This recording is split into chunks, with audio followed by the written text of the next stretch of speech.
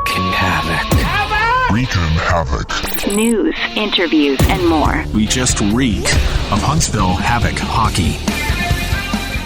The Reekin Havoc podcast is back full force this week. I'm Tim Lambert. Huntsville has started assembling the team for next season, and we're featuring the first piece of that puzzle for this episode. Left wing Gio Procopio joins us for his second visit. New announcements are on the way too, so keep it here for all the above as the Reekin Havoc podcast continues.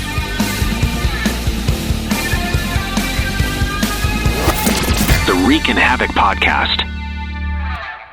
One of the worst feelings you can have is that of being stranded. Well, BT's Towing, Tire, and Truck Repair makes that a thing of the past, with 24/7 towing services and roadside assistance in the northern Alabama and southern Tennessee areas. But that's not all. They also offer truck and trailer repair, mobile welding, brake service and repair, new and used tires, and other major and minor repairs. Their name says it all, BT's Towing, Tire, and Truck Repair. For 24/7 response, call 497-8234. That's 497-8234. BT's Towing, Tire, and Truck Repair. Got something to say? Put it on a t-shirt, or hoodie, or apron, or even an iPhone case. Just go to daddyoscustomtees.com and make it happen. Look through their selection of ready-made designs, or make one of your own. Check out their special hockey designs, too. With Daddy O's Custom Tees, you can truly have it your way. Look for Daddy O's Custom Tees on Facebook, follow them on Twitter or Instagram, or go online to daddyoscustomtees.com. That's DADDYOS Custom TEES.com. Daddy O's Custom Tees. They've got your back or front. Let's go in the slot. Earlier today, I spoke with left wing Gio Procopio, the first signee for the upcoming season, for our In the Slot segment. So, first official member of the pack this season. Yes, sir. Let's go back to last season. How do you think it went for you? Yeah, I think it went pretty good as far as you look at the whole scheme of things. I think going into your first year pro, not knowing fully what to expect, and even when your big brother's the captain, and a couple former teammates that you play with in college or whatnot that are also on the team, it was a new experience for sure. I think the first 2-3 months even, I was still trying to understand everything and how the daily operations are, the daily schedule is, the grind of the season, the travel of the season. I think once we got probably past around New Year's, even into February, I was getting pretty comfortable with just the schedule, the style of play, the way we carry ourselves on the ice, the way we carry ourselves off the ice. I felt it became a smooth transition once I got used to that stuff. And yeah, I mean, it was a first year pro that I'll never forget, and it was a great time. And obviously we came up short there, but like you said, in the grand scheme of things, the overall year, it was something I'll remember and cherish forever. Yeah. Well, now you mentioned it being a grind, and when we had you on the first time, you mentioned the grind of going, playing 25 to 30 games in a college season to playing 60 or more in a pro season. So now that you've been through the grind, was it worse than you expected, or maybe not as bad? I wouldn't say worse as expected. It was similar to my junior hockey days in Shreveport when I played in the Null. I think we played around 60 games too. Okay. So it was just kind of an adjustment going back to that style of playing Friday, Saturday, maybe sometimes Sunday, maybe a midweek game. But yeah, the travel was very similar. It was just kind of getting up to speed with that, getting used to it again. And yeah, after a first year of just kind of getting used to that from playing 3 years in college, I should be ready for it coming this year and being more comfortable with the schedule and routine and just the games and all of that stuff. Yeah. Well, of course, I know you didn't get as much of that grind as you wanted this past year, but, that's the way it goes, I guess. Was there a particular team this year that maybe you took a little extra satisfaction in beating? That's a good question. I think we always have really good games against Peoria. I think we always have really good games against Roanoke. That's just off the top of my head. Even Evansville, we had a couple good games with them, close games, but definitely when I think it was our first, we only played on the road once at Peoria and we beat them there. That was a pretty cool experience. That was a three games in 3 days. And I believe that was in the middle of a 3-3. So that was probably the one that catches my mind right when you asked me that question, was that win on the road at Peoria for sure. This was the first time you were ever teammates with your brother. Is that right?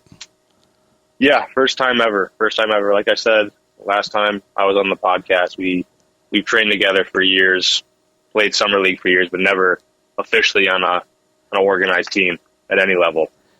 So how was it playing with him?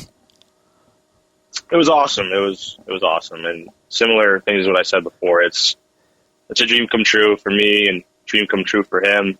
It was something that we never really talked about growing up. It was always in the back of our minds.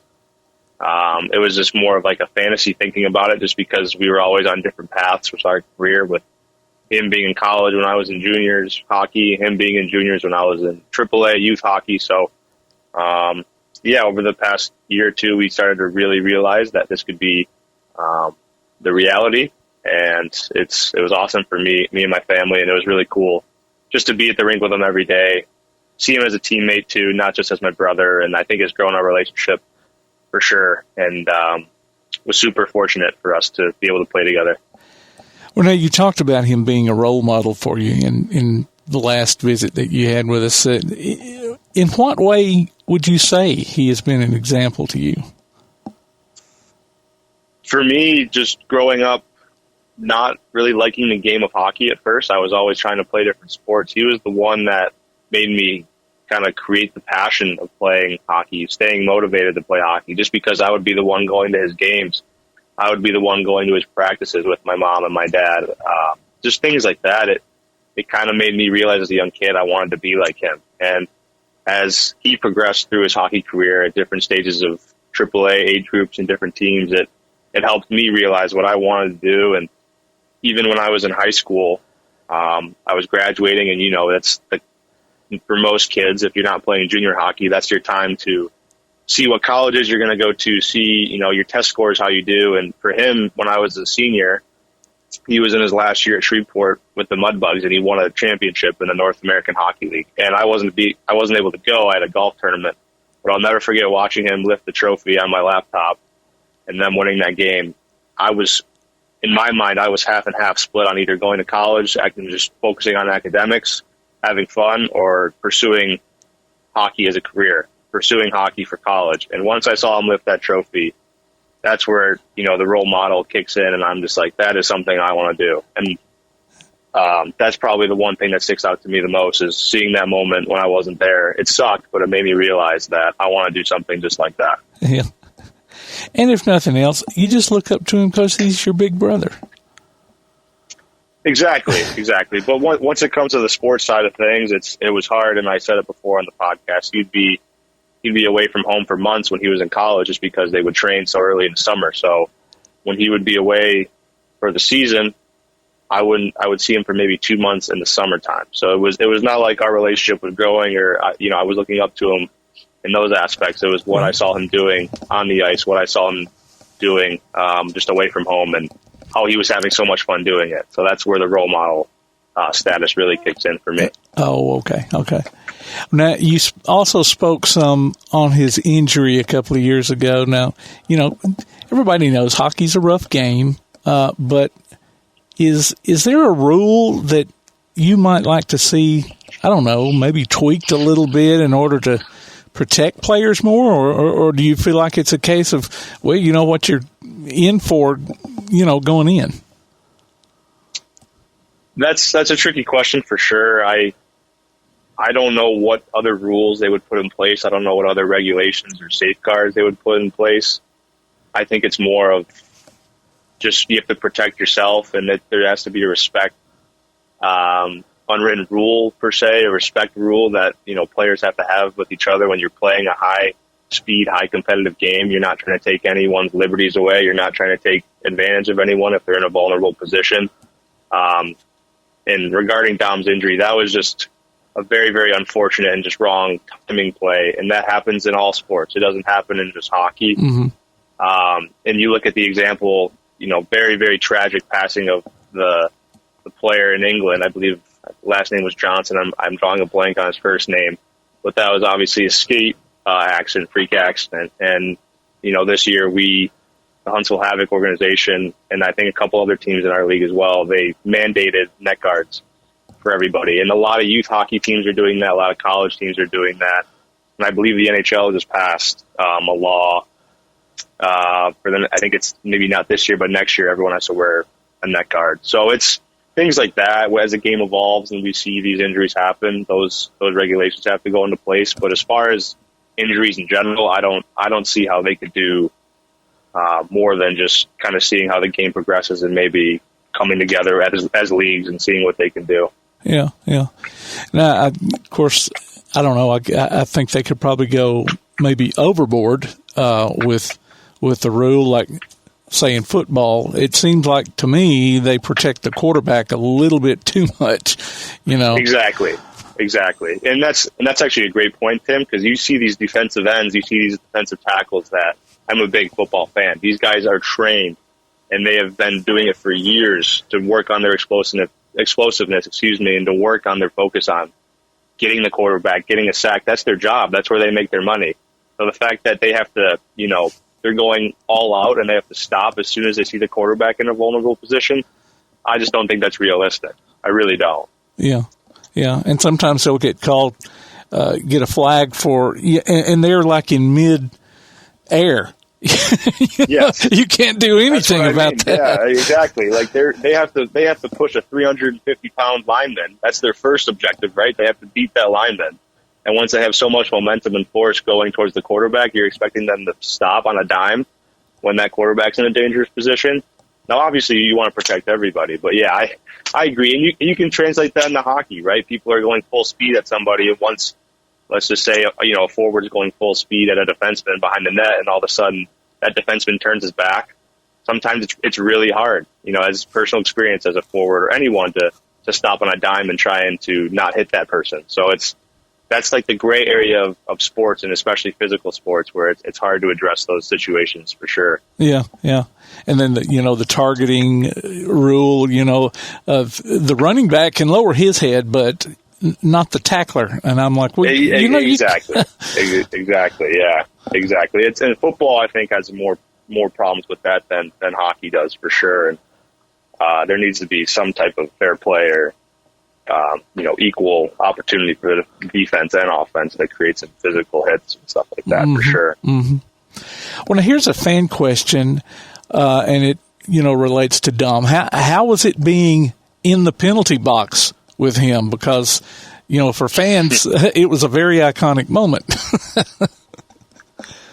Yeah, that's also a highlight of the season for sure, and that just came out of the blue. It's just the beauty of hockey and the beauty of the game, right?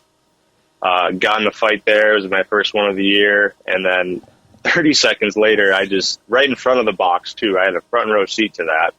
And all of a sudden, I see Dom sprinting that. I think we were playing Evansville, and he just dropped his gloves right in front. I was like, there's no way this is happening.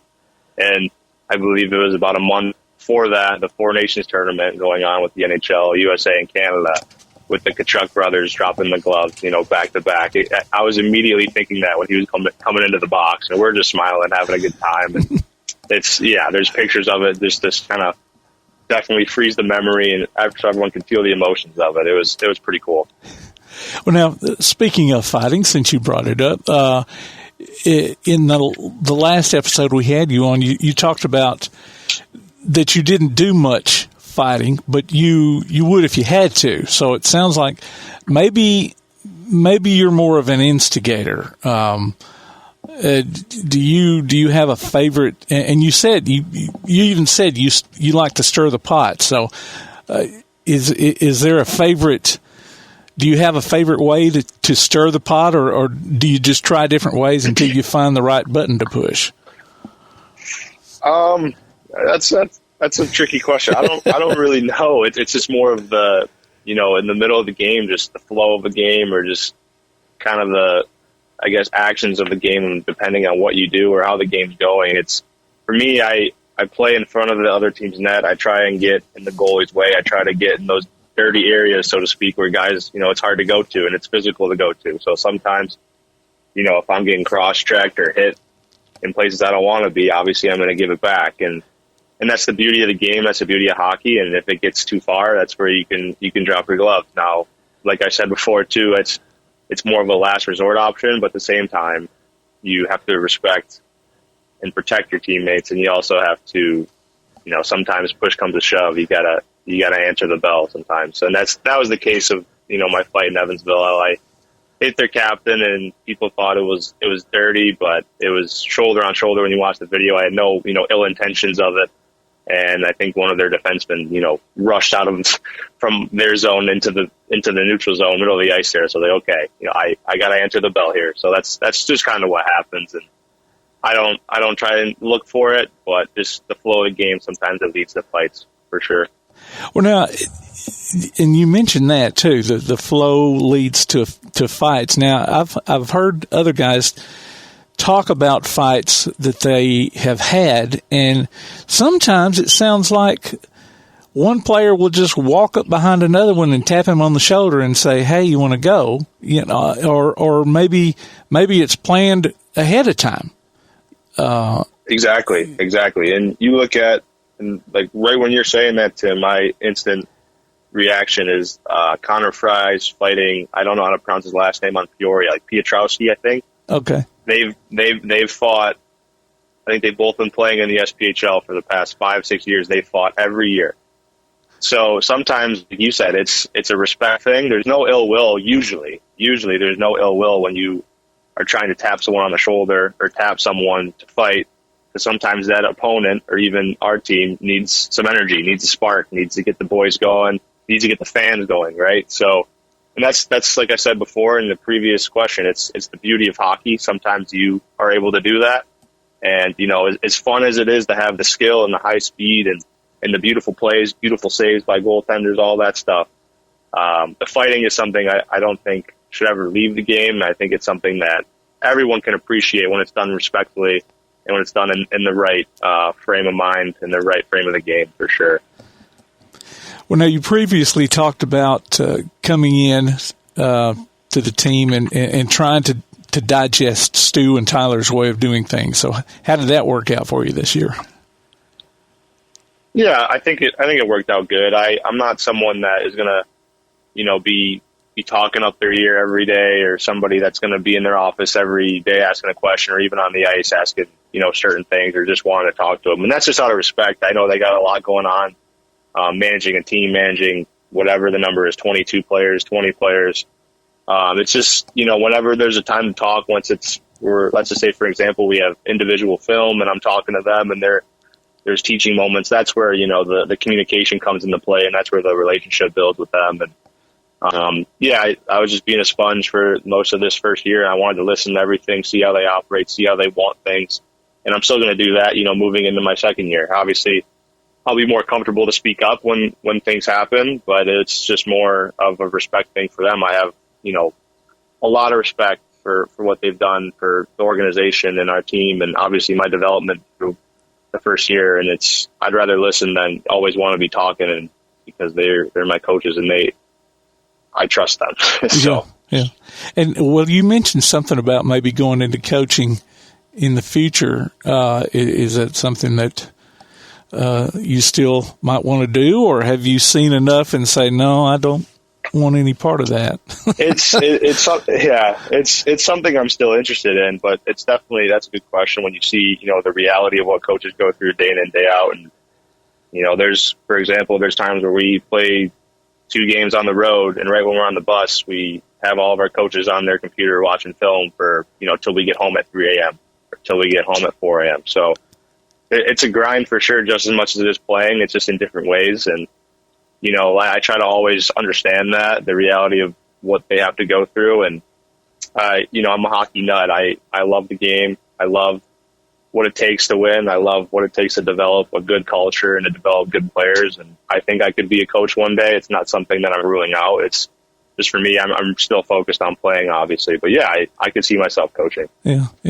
I didn't realize how many hats they had to wear. And of course, I guess you have to wear more hats in this level than you would in the NHL. So, yes, absolutely. Yeah. We'll be back with more of the Reekin Havoc podcast.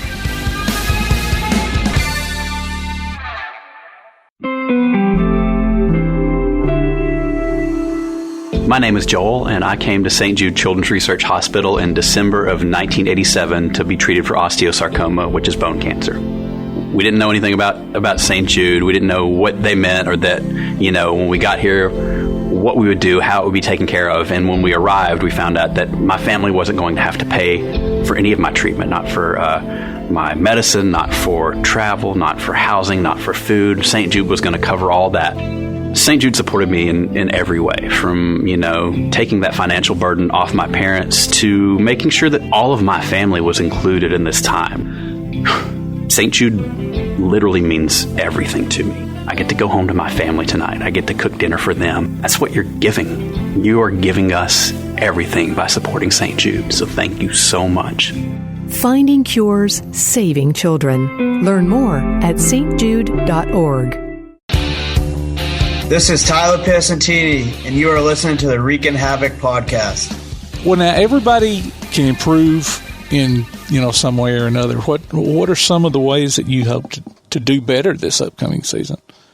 That's a good question. I think as a player, there's always room for improvement everywhere in all facets of your game. I think for me, it's just more of a mental side, and it's just the confidence. It's obviously still when you analyze my first year, and for me, it's there's things I could have done differently, or there's things I could have been more aggressive in as far as pursuits on certain plays, or being more comfortable with my skill and my game, and kind of not being timid or not being half in, half out. It's just more of kind of being 100% in and trusting my game and trusting what the coaches do for me, because obviously they have faith in me, putting me in certain situations. So why not have full faith in myself? And I think that's something that just comes with experience, like I said earlier. And I think being back for another year, it gives me more comfortability, more calmness to my game per se, just because I know the whole grind of it all and the whole schedule and how the flow of the game goes and how there's certain distractions that go on within a game. And it's just more staying focused on what I have to do to win for our team and what I have to do to succeed for our team. Yeah. Well, you talked about one of your former coaches teaching you how to be consistent. And so how do you do that? How do you be consistent? I mean, they say perfect practice makes perfect, but, a big part is also the mental process. Yeah, for sure. I think the mental process is just as important, if not more important than the physical. I actually just kind of sidetrack a little bit, or not sidetrack, just, side story. I work for Country Club of Detroit, and one of the members is Trip Tracy, and he has been the Carolina Hurricanes announcer for 25 years. And I had a really good talk with him last week just about hockey and the reality of, players and their careers. And he said, even at the highest level, the best players who make millions of dollars, they have a weak mental mindset once it comes to the game. They have a weak approach to the game. So once it comes to getting better and once it comes to gaining more confidence, it needs to come from that self-belief that all of your preparation that you have to be consistent, it has to be a daily approach. It can't just be, let's just say through a week, it can't just be Monday, I'm going to do this. Tuesday and Wednesday, I'm going to live my normal life, slack off. And then Thursday, I'm going to do this. It has to be that daily approach every day in order to have that consistency right now in the summer. So then once it comes to the fall and winter months and during the season and during playoffs, it's just an easy transition. It's smooth. You're confident. So for me, consistency comes from the off season right now. What I do and what the work I put in helps me be more confident and calm during the season, because I know what I've done. I know the effort I put in, the time I put in to earn those bounces, to earn those wins, and just obviously hopefully get a championship. Well, speaking of former coaches, I don't know, this may have been the same coach that was talking about not winning and losing, but winning and learning. Right. And I like his way of putting that. Of course, whether you do learn or not depends on you too.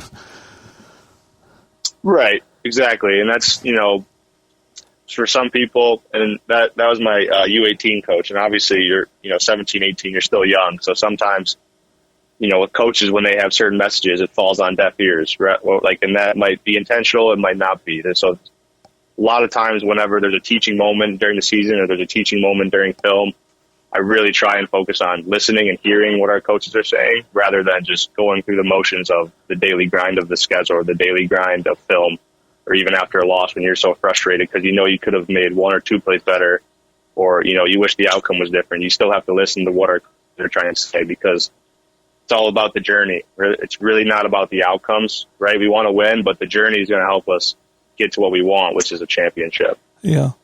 Well, speaking of championship, I mean, Havoc got to that first round, and things were looking good after that first game, and then just kind of took a left turn there. And, you really didn't, I don't guess you really got a chance to put into practice anything that you learned, after that series was over. I guess you can look back on those games and, say, well, we should have done this, should not have done that. Shouldn't have let so many goals in, I guess. But yeah, and that's just the part of playoff hockey. I mean, really, especially the higher levels you go to, and if every team is as motivated as the next team trying to win, it can be a coin flip. And obviously, props to Evansville, they ended up winning the whole thing, and that's just the beauty of sports, right? You see it all the time in football, basketball, anything, even in golf, Cinderella stories of people winning and teams winning. And that was just the case. They were a 7th seed and ended up winning the whole championship. So obviously the outcome wasn't what we wanted, but, as far as, using it as a learning tool, it has to be the motivation for your off season. It has to be your motivation going into next season. Is obviously that wasn't the result we wanted. Yeah. Well, they hit their stride at the right time, that's for sure. They did, yeah. Well, so, I was wondering, we mentioned the fighting and your kind of hesitancy not to really jump into one. And, I was wondering if you had maybe gotten drawn into more fights than you anticipated. But another thing that you mentioned were the battle drills that you guys do in practice. Do gloves ever get dropped during those? Very rare. I would say very rare. I don't think it happened this year, but and that just depends on the leadership and the coaches. If they let that stuff happen, it's just more of a instance that happens, during the heat of the moment or during just the physical nature of a practice. Sometimes it happens, but it's pretty rare. Yeah. Well, you wouldn't want to be fighting your teammates, and I wouldn't think that would be the desired thing to happen. But I just wondered if it ever did. Yeah, but sometimes, and like I said earlier, in a game when teams need a spark or teams need energy, if just for example, if a team is losing 5 or 6 games in a row, or they're not playing how they should be, and the coach is disappointed, or the players are disappointed in each other, sometimes that's all it takes. I remember the St. Louis Blues; they were dead last in the NHL in 2019 in January, and then there was this viral video of them in practice, and 2 of their veteran players are fighting each other, gloves off, everything, punching each other in their face, and they ended up going on a run, winning it all, winning the whole Stanley Cup, winning the whole turn, the whole NHL. So it's sometimes those instances aren't meant for ill will. Like I said, it's just more so like, hey, we need to wake up here. We realize what we have to do to be better, and sometimes the verb or the verbal messages don't really go through it. Sometimes it needs to be seen visually through, physical altercation, and that's the beauty of hockey. Yeah. So it's not just to get a spark in a particular game; it can spark the entire season. So exactly. Hadn't thought that. Exactly. Yeah. Well, so you were on the protected list, and you were the first one signed by the team. So I would think that you take a certain sense of pride in both of those.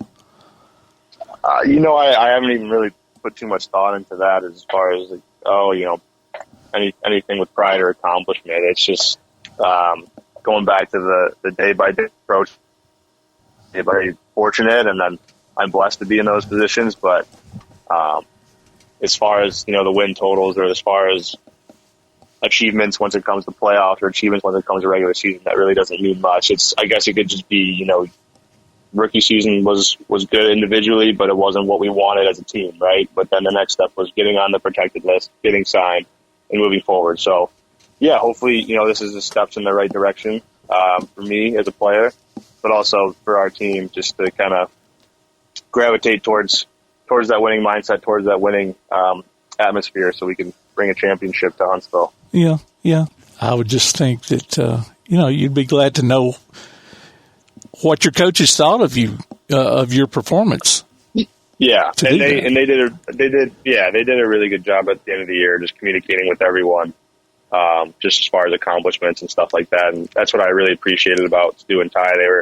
They were pretty transparent, pretty honest with everyone, and that's something what made me want to come back. It made me not even really have a second thought of just the way the season ended, but also the way that they approached every day is something that I really admired and I really appreciated as a player.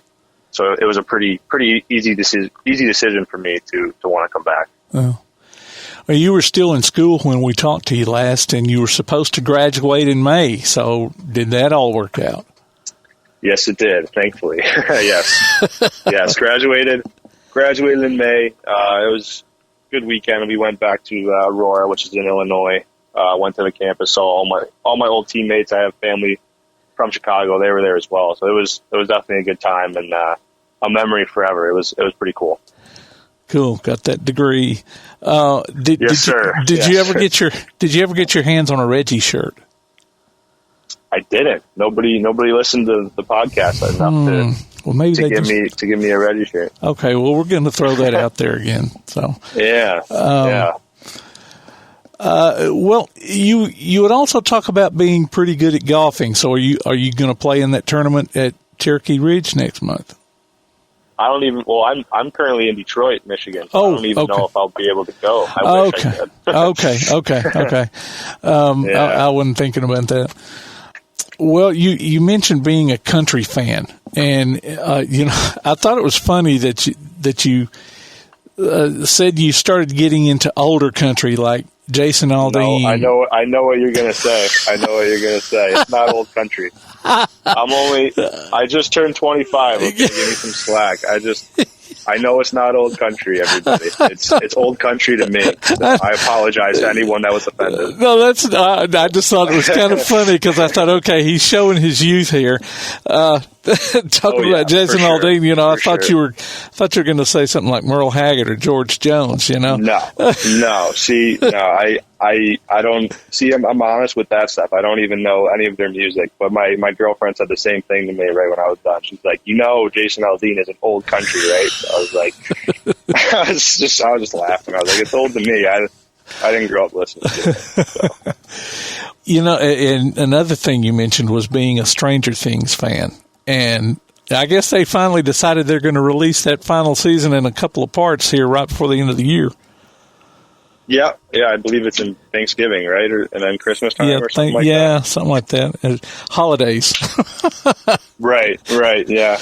I remember it was they were originally scheduled to be dropped this summer of 2025, so I was really excited for that. But then I remember they released that they're going to be postponed. But yeah, I'm excited for that. I remember watching that when I was 15, so like 10 years ago. So oh man, I'll be ready for that one. Yeah, it does not seem like it's been that long.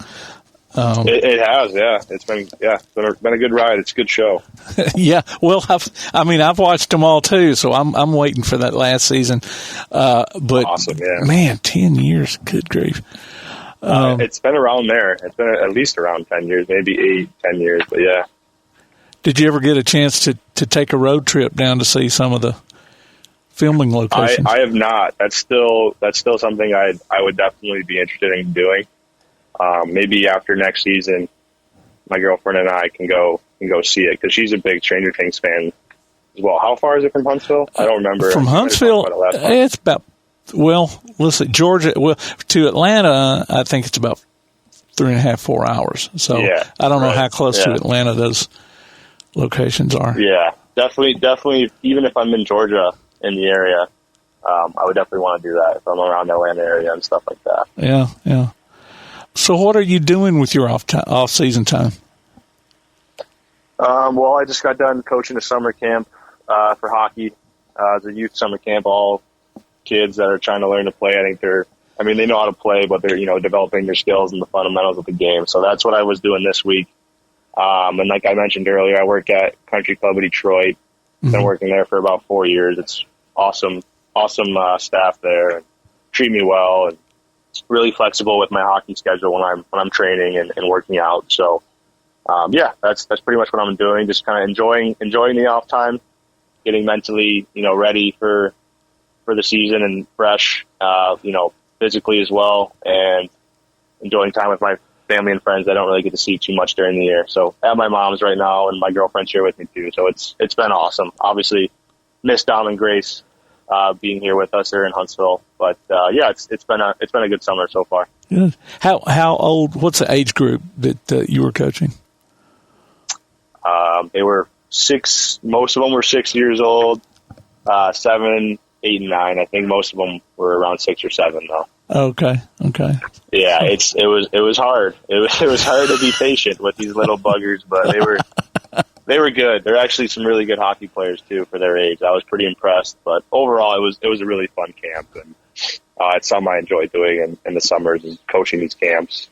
It's always good to get back, and it's kind of a full circle moment because I was once those kids too. So it's pretty cool. Yeah. Well, if you do get into coaching after you hang up the skates and coaching older guys, the age that you are now, you may look back and think, man, I'd rather be coaching those kids. Yeah, hopefully not. Hopefully the player, like if I ever coach, hopefully the players that I have in my team are mature enough to not make me think that, right? So hopefully their character is as good as how they play. Yeah. Well, so how long do you think you might play? That's a great question. I just think with the way, minor pro hockey set up, it's more of just a year by year basis. I could see myself playing for a couple years for sure.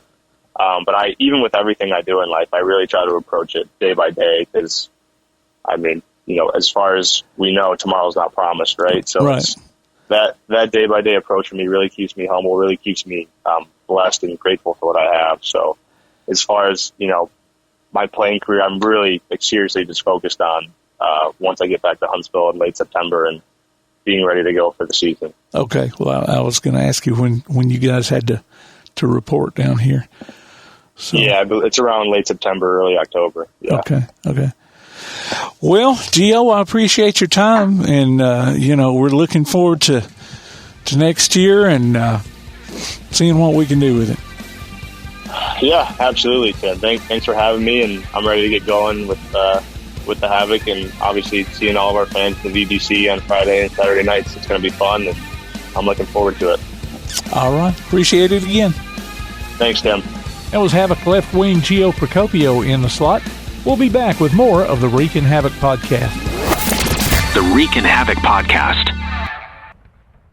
In June of 2005, our twin girls were delivered, Melissa and Catherine, and they were born 14 weeks early. Amy and Chris George talk about the Melissa George Neonatal Memorial Fund. They both weighed less than 2 pounds, and Catherine was 115 and Melissa was 1'9". Melissa lived for a couple of hours, but all of the medical technology in the world just could not have saved her, and she passed away while she was in the NICU. Chris realized pretty early that God had given us a platform that we could use to try to help people. So Chris and I started the Melissa George Neonatal Memorial Fund at Huntsville Hospital. To know that Melissa's name is living on, her legacy continues. And I think that was very important to Amy and I, is why, the fund is named after her. Because for 7 weeks, Melissa fought so that Aunt Catherine would have a chance to live. And I think that we wouldn't be doing her name any justice if we didn't carry on, because we know we wanted to honor her and honor her legacy. And the community, Huntsville Havoc, the community in Huntsville itself, they've rallied around that. And it's been a wonderful support system for us And I think for a lot of families too, when they see total strangers that are giving. We're online at HuntsvilleHospitalFoundation.org. Click on the Melissa George Neonatal Memorial Fund and you can give that way. There's no donation that's too small, and every dollar is just as important as the next one. And if you're giving, then we understand you're giving because you care. And that's what's important, is that we've learned over the years that people give because they care. And you can volunteer. If you're interested in that, you can click on the volunteer tab to fill out an application. We are grateful for any type of support because we know that once we pull those dollars together, we can do big things. For more information on the Melissa George Neonatal Memorial Fund, visit HuntsvilleHospitalFoundation.org. This is Dylan Stewart, and you're listening to the Reekin Havoc podcast. Season tickets for next year are now on sale. Full, half, or quarter season plans as well as group tickets are available. Go to the menu at HuntsvilleHavoc.com and click on the Tickets tab. The Huntsville Havoc On Ice Youth Summer Camp is back. Session 2 is July 21st through 24th. Kids can learn from head coach Stu Steffen and assistant coach Tyler Piacentini. Cost is $350 for skaters and $300 for goalies for the 4 days. For more information, go to HuntsvilleHavoc.com/youth-camp. The Havoc are hosting their first ever More Than a Backpack drive benefiting Kids to Love, an effort to provide foster kids with brand new backpacks. Just bring in a new backpack to the Havoc front office through July 31st and earn 250 Havoc rewards points per backpack, along with a Havoc swag bag.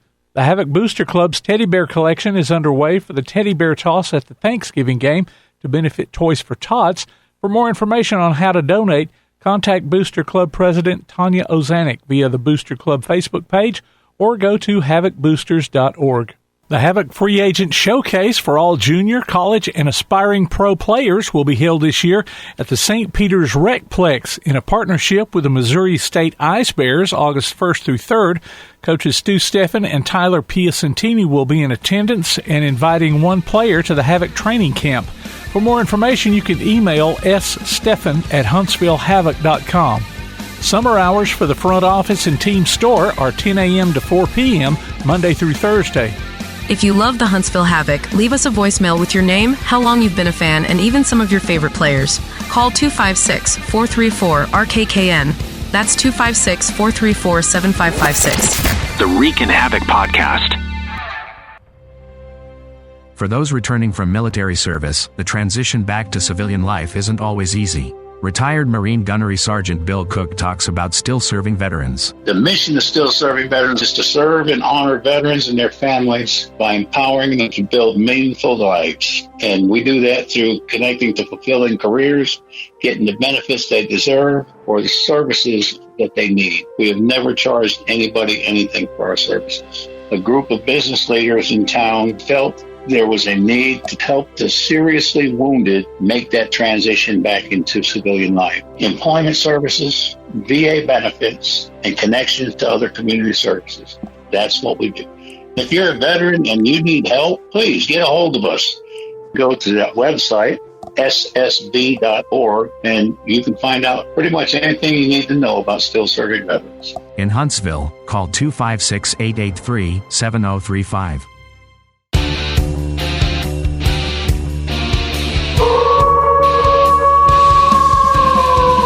For tickets, official Huntsville Havoc merchandise, and more, go to HuntsvilleHavoc.com. Visit our website at ReekinHavoc.com. Look for us on Facebook, Instagram, X, and Threads. And listen, follow, and subscribe to the Reekin Havoc podcast on your favorite platform to keep up with the only weekly podcast covering the Huntsville Havoc, the Reekin Havoc podcast.